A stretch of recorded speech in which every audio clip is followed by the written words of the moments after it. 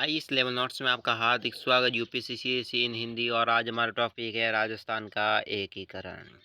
राजस्थान के एकीकरण। और भारत की आबादी के समय राजस्थान में 19 रियासतें, 3 छोटे ठिकाने नीमराणा, लावा और कुशलगढ़ थे। इसमें अजमेर मेरवाड़ा केंद्र शासित प्रदेश था। ध्यान रख लेना, आज़ादी के समय, भारत आज़ादी के समय राजस्थान में क्या थे? 19 थे रियासतें, 3 ठिकाने नीमराणा, लावा और कुशलगढ़ थे। ठीक है, ध्यान रख लेना। और एक था दोस्तों केंद्र शासित प्रदेश, जिसको कहते हैं अजमेर मेरवाड़ा क्षेत्र। इन रियासत ठिकानों केंद्र शासित प्रदेशों का एक सूत्र में पिरोकर राजस्थान निर्माण हुआ था। इन सभी को मिलाकर राजस्थान का निर्माण हुआ था। इस प्रक्रिया में 18 मार्च 1948 से प्रारंभ हो गई। 1 नवंबर 1956 तक 7 चरण। कितने चरण थे? 7 चरणों में पूरी प्रक्रिया के बाद दोस्तों राजस्थान का एकीकरण हुआ था। मेवाड़ महाराणा का राजस्थान यूनियन बनाने का प्रयास भी किया था। इस दिशा में सर्वप्रथम मेवाड़ के महाराणा भूपाल सिंह ने पहल भी की। उन्होंने राजस्थान की छोटी छोटी रियासतों को समाप्त कर उन्हें एक विशाल इकाइयों में गठित करने का अथक प्रयास भी किया था। छोटी छोटी इकाइयों को मिलाने का एक अथक प्रयास भी किया था। के एम मुंशी को उन्होंने अपना संवैधानिक सलाहकार नियुक्त किया था। के एम मुंशी को अपना संवैधानिक सलाहकार नियुक्त किया।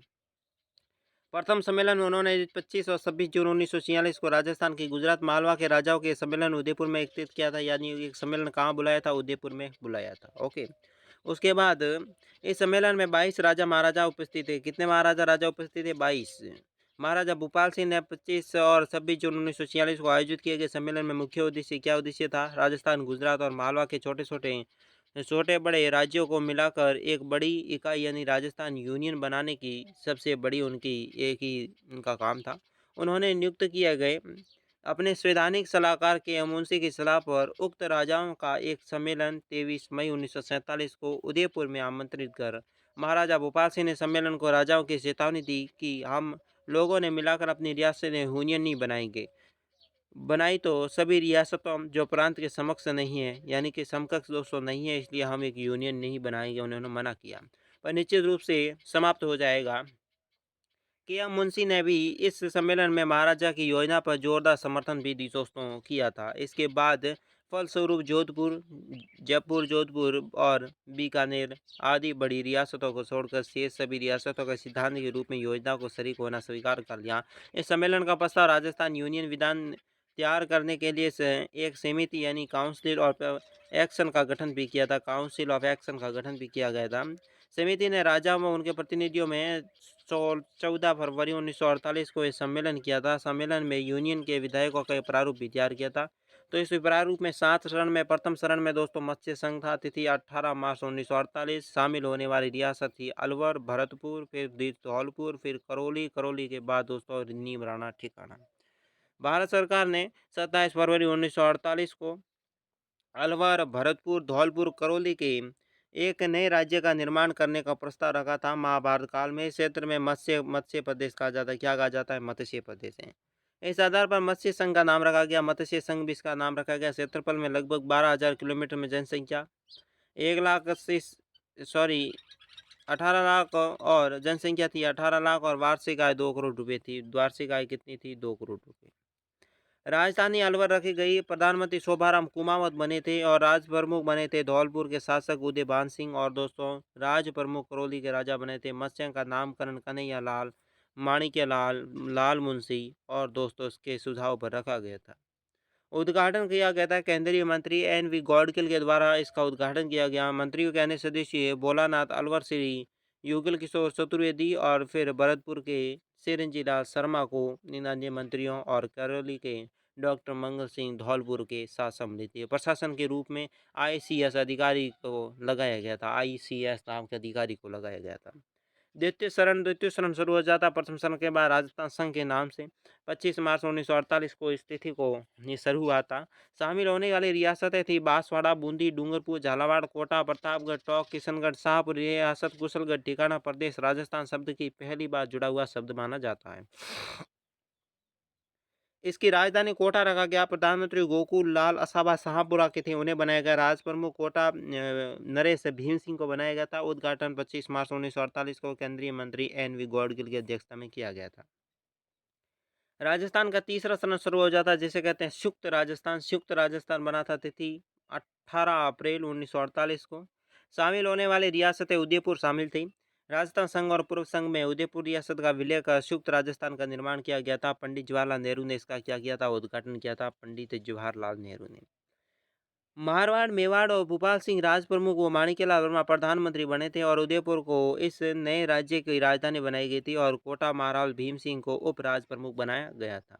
इसके बाद चतुर्थ चरण शुरू हो जाता, जिसे कहते हैं वर्ध राजस्थान, तिथि 23 मार्च 1949 को चौथा चरण शुरू हुआ था, जिसमें शामिल होने वाली रियासतें संयुक्त राजस्थान है।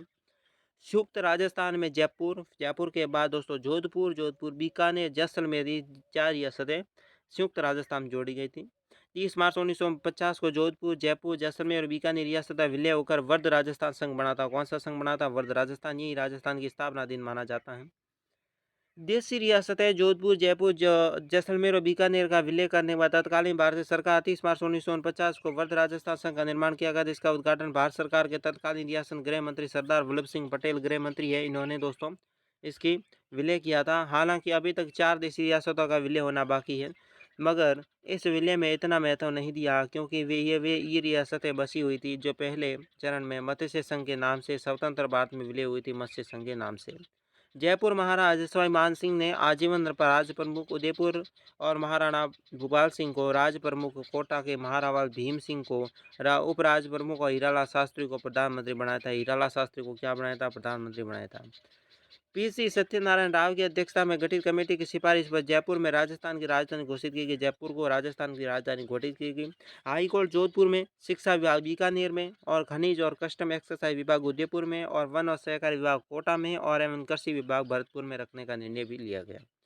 5वां चरण शुरू हुआ था, जिसे कहते हैं संयुक्त वर्ध राजस्थान के नाम से जाना जाता है। ये राजस्थान का 5वां चरण था। 5वां चरण शुरू होने में यहाँ पर शामिल होने वाले वर्ध राजस्थान और मत्स्य संघ का विलय किया गया। वर्ध राजस्थान और मत्स्य संघ दोनों का विलय किया गया। वर्ध राजस्थान निर्माण के बाद रियासती विभाग ने 13 फरवरी 1949 को दिल्ली में मत्स्य संघ शासकों में बातचीत पटेल को पता चला और अलवर और करौली रियासतों को राजस्थान में साथ मिलाने के लिए राजी भी हो गए थे। भरतपुर और धौलपुर के रियासतें थी, भाषाई के आधार पर उत्तर प्रदेश राज्य में मिलाना चाहते थे। इस कारण रसद विभाग ने भरतपुर और धौलपुर रियासत को जनता की राय को जानने के लिए डॉक्टर शंकर देव राय की समिति का गठन किया था। इस समिति का गठन किया और अन्य 2 सदस्यीय प्रभु दयाल और आर के सिंह को भी नियुक्त किया गया। इस समिति के सदस्यों ने 2 राज्यों के दौरा कर वहाँ की जनता से राय जानकर रिपोर्ट तैयार कर, जिसमें लिखा था कि दोनों रियासतों के अधिकांश जनता राजस्थान में मिलने के पक्ष में है। इसके सिफारिश को ध्यान में रखते हुए 1 मई 1949 को मत्स्य संघ को वर्ध राजस्थान के संग मिलाकर इनका नाम संयुक्त वर्ध राजस्थान रखा गया और ये 15 मई 1949 को निर्णय लिया गया था। इसके बाद राजस्थान की राजधानी जयपुर रखी गई और राज प्रमुख भोपाल सिंह और शिवराज सिंह और पूर्व प्रधानमंत्री हीरालाल शास्त्री और राजस्थान के यथावत बनेंगे। फिर दोस्तों राजस्थान का एकीकरण का 5वां चरण समाप्त हुआ। फिर बात छठा चरण को कहते हैं राजस्थान संघ। तिथि दोस्तों जनवरी 1950। शामिल होने वाली दोस्तों रियासतें थी संयुक्त वर्ध राजस्थान, सिरोही, आबू, देलवाड़ा तहसील को छोड़कर रियासतों में विलय हुआ था। इसे वर्ध राजस्थान, राजस्थान और सिरोही, आबू, देलवाड़ा को छोड़कर 19 रियासतें 3 ठिकाने थे। प्रधानमंत्री हीरालाल शास्त्री राज प्रमुख मान सिंह द्वितीय बने थे। इस दिन भारत के संविधान लागू हुआ था और राजस्थान का नाम रखा गया था। और राजस्थान का अंतिम 7वां चरण, जिसे वर्तमान स्वरूप राजस्थान 1 नवंबर 1956 को माना जाता है। शामिल होने वाली रियासत राजस्थान संघ, अजमेर, मेरवाड़ा और आबू, देलवाड़ा और तहसील के मध्य प्रदेश में सुनेल टप्पा राज्य के सुरोज के मध्य प्रदेश में मिलाया गया था। राज्य पुनर्गठन आयोग, जिसे कहते हैं फजल अली अध्यक्षता में गठित किया गया था और सिफारिश के अनुसार सिरोही और आबू देलवाड़ा तहसील को मध्य प्रदेश के मंदसौर जिले में मानपुरा तहसील के सुनेरा टप्पा और अजमेर मेरवाड़ा क्षेत्र को राजस्थान में मिलाया गया था। पर राज्य के झालावाड़ जिले को सुरोज क्षेत्र मध्य प्रदेश में मिलाया गया। इस प्रकार विभिन्न चरणों में गुजरते हुए राजस्थान का वर्तमान स्वरूप 1 नवंबर 1956 को अस्तित्व में आया। रियासतों के बारे में प्रमुख जानकारी। क्षेत्रफल की दृष्टि से सबसे बड़ी रियासत जोधपुर रियासत थी। क्षेत्रफल की दृष्टि सबसे छोटी रियासत शाहपुरा थी। जनसंख्या दृष्टि सबसे बड़ी रियासत जयपुर थी। ओके, जनसंख्या दृष्टि सबसे छोटी शाहपुरा थी और सबसे प्राचीन रियासत थी दोस्तों मेवाड़ उदयपुर वाली। सबसे नवीन एवं अंतिम रियासत झालावाड़ा, जो एकमात्र अंग्रेजी निर्मित रियासत मानी जाती है। एकमात्र मुस्लिम थी दोस्तों टोंक रियासत। जाटों की रियासत भरतपुर और धौलपुर रियासत। एकीकरण के अंत में होने वाली रियासत सबसे अंत में सिरोही थी। और अब इम्पोर्टेंट फैक्ट के बारे में थोड़ा कुछ जान लेते हैं। एनएस एंटीक्विटी ऑफ राजस्थान, जो तो कर्नल टॉड की है, जिसने राजस्थान का नाम दिया था। ये पुस्तक का नाम है, 1828 में संपादन हुआ था। राजस्थान में राजपुताना शब्द का प्रयोग सबसे पहले 1800 ईस्वी में जॉर्ज थॉमस नाम के व्यक्ति ने अपनी पुस्तक में किया था।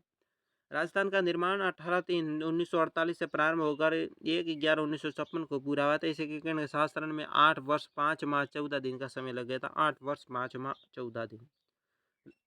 राजस्थान की 4 रियासतें डूंगरपुर, अलवर, भरतपुर और जोधपुर एकीकरण में शामिल नहीं हुए होकर स्वतंत्र रहने की इच्छा प्रकट तो की थी इन्होंने, ऊपर हो नहीं पाया। राजस्थान के एकीकरण का श्रेय सरदार वल्लभ भाई पटेल को माना जाता है। राजस्थान के एकीकरण का समय सरदार वल्लभ भाई पटेल गृह मंत्री थे। मेवाड़ रियासत में राजस्थान का सबसे प्राचीन रियासत कौन सी थी दोस्तों? राजस्थान की सबसे प्राचीन रियासत थी मेवाड़ रियासत। ओके। इसके बाद क्षेत्रफल की दृष्टि राजस्थान की सबसे बड़ी रियासत कौन सी थी? जोधपुर रियासत। तो दोस्तों आज की वीडियो में से इतना ही। आपने अभी तक मेरे चैनल को सब्सक्राइब नहीं किया तो प्लीज़ कर दीजिए। वीडियो लाइक दोस्तों के साथ शेयर करें, कमेंट में बताएं आपको वीडियो कैसा लगा। साथ ही